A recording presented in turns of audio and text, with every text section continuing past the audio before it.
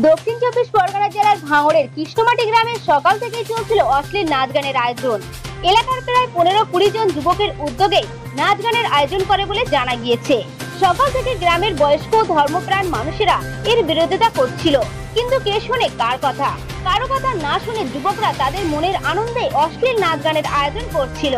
সকাল 10টা থেকে ভাঙড়ের কৃষ্ণমাটি ব্রিজের ধারে এক মাঠে তারা আনন্দ ফুর্তি করার জন্যই সে আয়োজনে ব্যস্ত ছিল।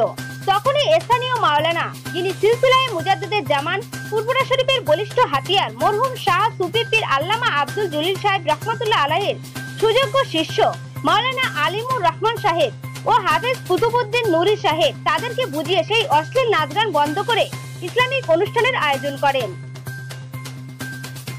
ভালো কাজ করো, একজন ভালো মাওলানা সাহেবকে ডাকি, ভালো আলিমকে ডাকি, আমরা একটা ছোট করে দোয়ার মজলিস করি। কি আজকের এই কঠিন সময় আসমানে বৃষ্টি নেই, আসমান থেকে যে বৃষ্টি হবে সে বৃষ্টি নেই, মানুষ চাষ করবে, খরা দেখা দিচ্ছে।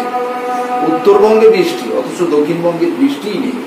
আজ হাহাকার। এটা চলছে কি মাস ঢুকেছি। এই 18 জন যুবকের নেতৃত্ব দিয়েছিলেন আমিনুর রহমান। তিনি বলেন,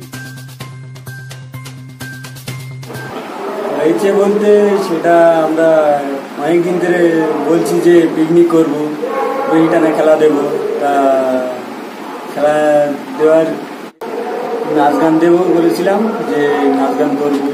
অনেকদিন তো এটা আলোচনা হচ্ছে, আজকে এটা করছি। তা হুজুররা গিয়ে এসে বন্ধ করে দিয়েছে। আমরা ওইটা এখন মানে জলসা দিয়েছি, ঘুরিয়ে দিয়ে জলসা দিচ্ছি। তোরা কতজন ছিলে মূলত? কতজন ছিলে? 18-20 জন হবে। নাচ গানের আয়োজন করেছিলে, তোমাদের স্থানীয় হুজুররা এসে বারণ করেছে? কি বলেছে তারা?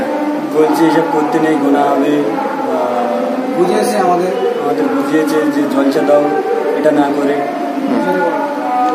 তাই জন্য তোমরা এখন কি সিদ্ধান্ত নিয়েছো?